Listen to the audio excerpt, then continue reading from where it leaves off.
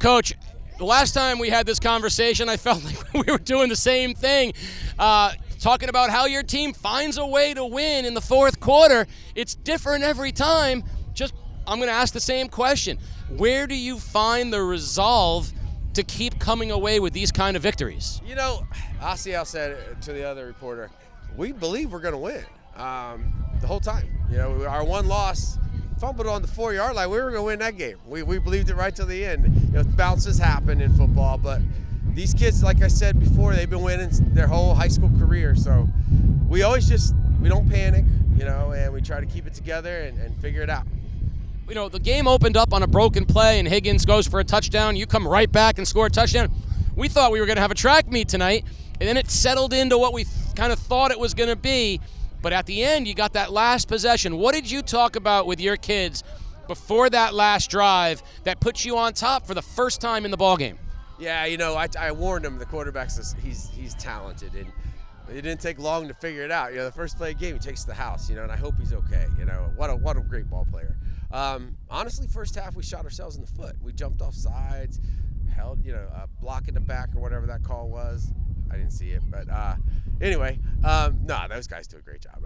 But you know, we felt like we could move the ball on them, and you know, it's hard to do hurry up offense when the kids are playing both ways. But they just suck it up, and you know, we just keep running wing tee up the middle, outside, up the middle, outside. Don't let them get comfortable, and you know, take it down the field. You know, we could have given the player of the game, certainly, to Asiel, and we gave it to Malachi. It must be incredible to have those two kids because when things got tough, it's just 44 and 51 are at the ball at all times. You know, I've had the pleasure of having them for 4 years. You know, they started as freshmen. Mally's going for his 3rd time All-State. I don't know if I'll ever have another 3-time All-Stater. And if Asiel doesn't get it, that's an injustice. But I don't even think about next year without them. You know, they spoil you. You know, they're big playmakers. Asi always wants to rock. He's a big player on defense. And Malachi's, you know, he's just a rock. You know, and the kids, they circle around him, and he leads this crew. And he's an amazing young man. I love him like son. And boy, can he hit! He plays that middle. I wouldn't want to run up the middle on him. And what a great kid! What a great kid! What a great football. You know, we said that on both sides.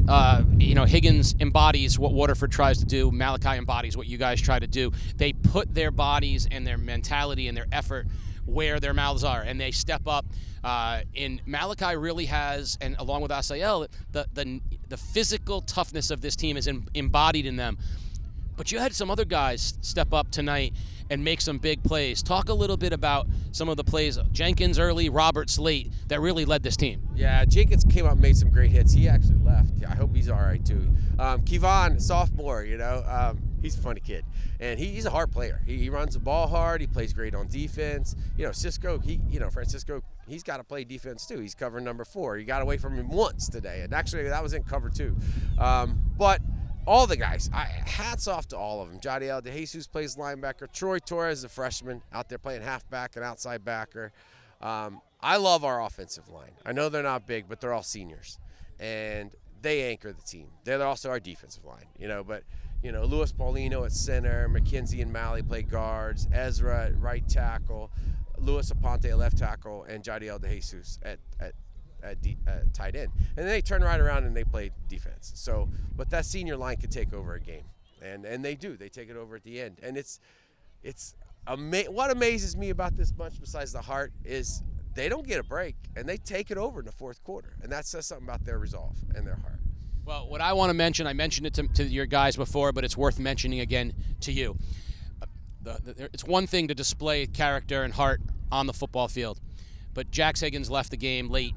And I've never seen a stadium go as quiet as it did with him.